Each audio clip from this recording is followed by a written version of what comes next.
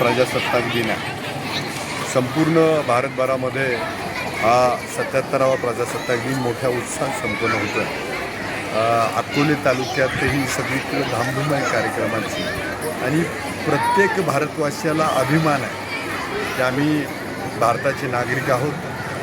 आणि आज सगळीकडं आपल्या तिरंग्याला सगळ्यांनी मानवंदना दिलेली आहे, सॅल्यूट केलेलं आहे. आणि सगळे कार्यक्रम, लहान मुलांचे कार्यक्रम आहेत, तिथं मॅरेथॉन आहे, असं सगळं. आणि आमची राजूरची तर जिल्हा परिषद शाळा, या केंद्र शाळेमध्ये इतके सारे कार्यक्रम आहेत आणि आबालवृद्ध या कार्यक्रमाला उपस्थित आहेत, कार्यक्रमाचा मोठा आनंद घेत आहे.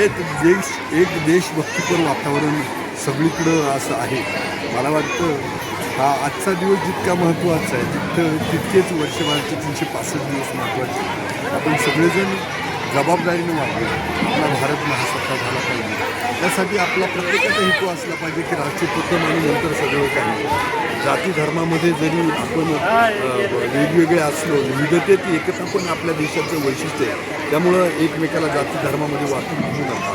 शेवटी भारत देश ही आपली माता आहे आणि जिची आपण सगळी लेकरं आहेत. त्यामुळे सगळेजण एकत्र राहू आणि खूप जबाबदारीने वागू. निर्व्यसनी तरुण तयार झाला पाहिजे, निर्व्यसनी समाज निर्माण झाला पाहिजे, मुली शिकल्या पाहिजे, कमी वयात मुलींची लग्न नाही झाली पाहिजे. सगळे जे बांधव आहेत ते जे कोणी आज गरीब आहेत त्या गरिबीतून वर आले पाहिजे. त्या सगळ्यासाठी आपण सगळ्यांनी जबाबदारीने काम केलं पाहिजे. नोकरदारांनी प्रामाणिकपणानं त्यांचं काम करावं, नेते मंडळींनी, पुढाऱ्यांनी त्यांचं प्रामाणिकपणाने काम करावं.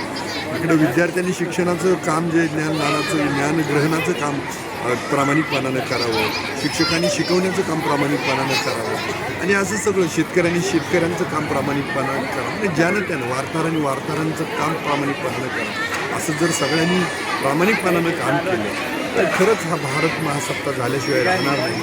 आज ह्या